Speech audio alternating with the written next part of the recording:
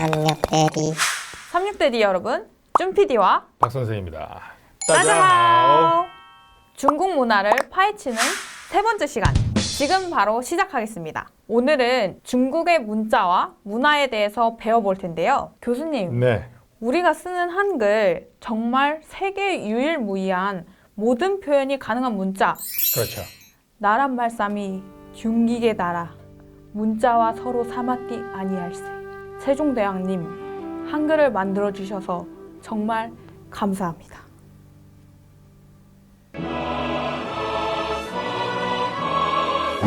자, 한글은 백성들을 위해 우리 세종대왕님이 만들어주셨습니다.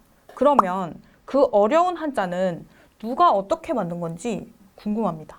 네. 전해지는 얘기에 따르면 한자는 창힐이 만들었다고 합니다. 창힐은 이렇게 생겼어요.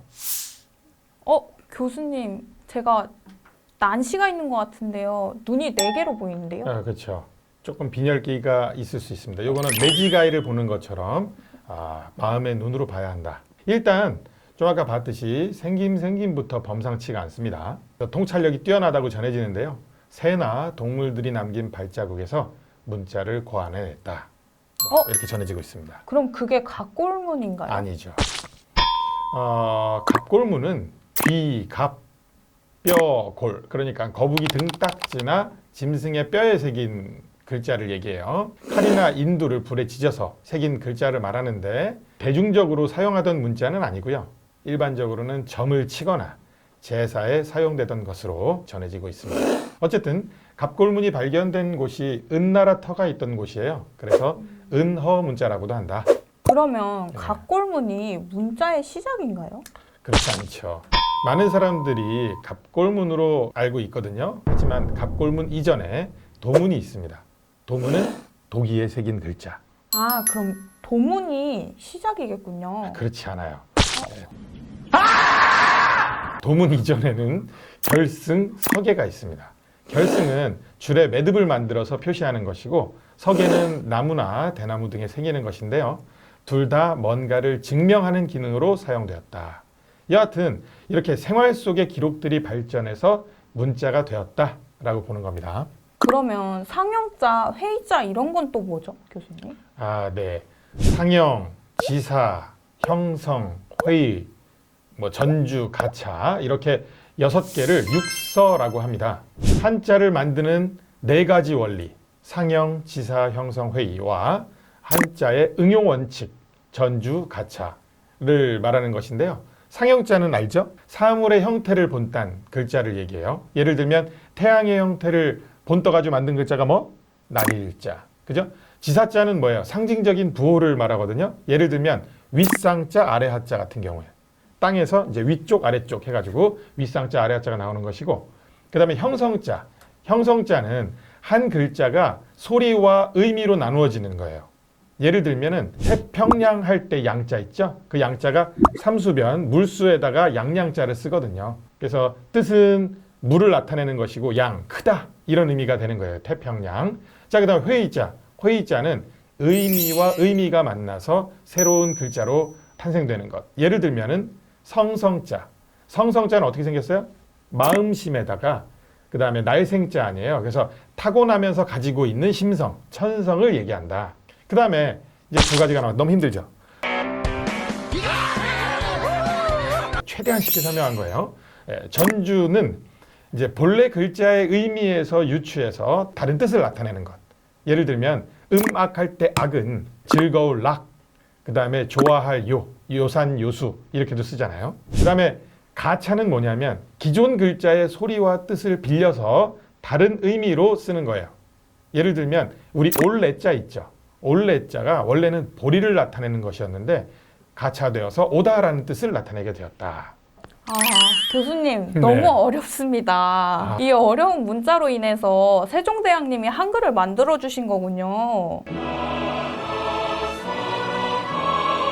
중국에서 사용하는 글자는 우리나라에서 쓰는 한자랑 좀 다른 것 같더라고요. 그렇죠. 예리하신데 우리가 사용하는 한자는 정자, 번체자라고 해요. 이건 이제 대만에서도 동일한 한자를 쓰고 있고요. 중국 대륙에서 사용하는 한자는 약자예요. 그러니까 간체자. 일본에서는 또 다른 약자를 사용하고 있고요. 그러면 중국에서는 왜 간체자를 사용할까요? 이제 문맹률을 낮추려고 하는 시도다 이렇게 볼 수가 있어요. 중국 사람들이 글맹이 은근히 많습니다. 그래서 간체자를 사용하면서 문맹률을 좀 낮추려고 했는데 낮아졌느냐? 딱히 효과가 미지근하다 이렇게 보는 거죠. 안타깝죠. 누군가는 한자가 간화되면서 한자 본래의 맛을 잃었다고 해요. 예를 들면 사랑 애자를 보면 사랑 애자가 간화되면서 그 중간에 있어야 될 마음심이 빠져버렸어요. 그러니까 뭐냐면 사랑에 마음이 빠졌는데 어떻게 사랑이라고 할 수 있냐. 뭐지 이렇게도 얘기를 하거든요. 그런데 또 뭐 꼭 그렇지만은 않은 것이 어떤 한자는 간화된 것이 더 의미가 분명한 것을 볼 수 있어요. 예를 들면 눈물루나 먼지진 같은 경우가 그런데요. 눈물루자는 어때요? 물수변에 그 다음에 눈목자가 들어가거든요. 눈에서 나는 물이야. 그러니까 눈물이지. 먼지진은 뭐예요? 먼지진자를 보게 되면 작을 소자 밑에 흑토자가 있어요. 그래서 흑토자, 흙에 작은 거, 흙 위에서 작게 돌아다니는 게 먼지 아니에요? 예, 그렇게 볼 수가 있다. 자, 그러면 우리 준 PD님 퀴즈 하나 내볼게요. 네. 나아갈 진짜 머릿속으로 그려보세요. 나아갈 진. 나아갈 진짜는 뭐랑 뭐랑 합쳐진 거지? 나아가다. 새가 나아가다. 네? 아, 새 추자가 들어가는 거를 찾아내셨구나.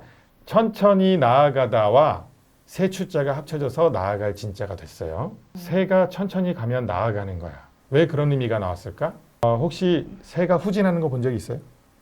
아니죠. 새는 항상 앞으로 나아가죠. 그렇습니다. 그래서 새가 간다는 건 앞으로 나아가는 것만 있어요.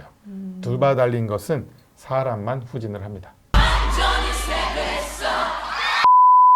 역시 문자를 배운다는 건 진짜 어려운 것 같습니다. 맞아요. 그래도 간결하게 설명해 주시니까 되게 재미가 느껴지는 것 같아요. 최대한 쉬운 것만 가져와 봤어요.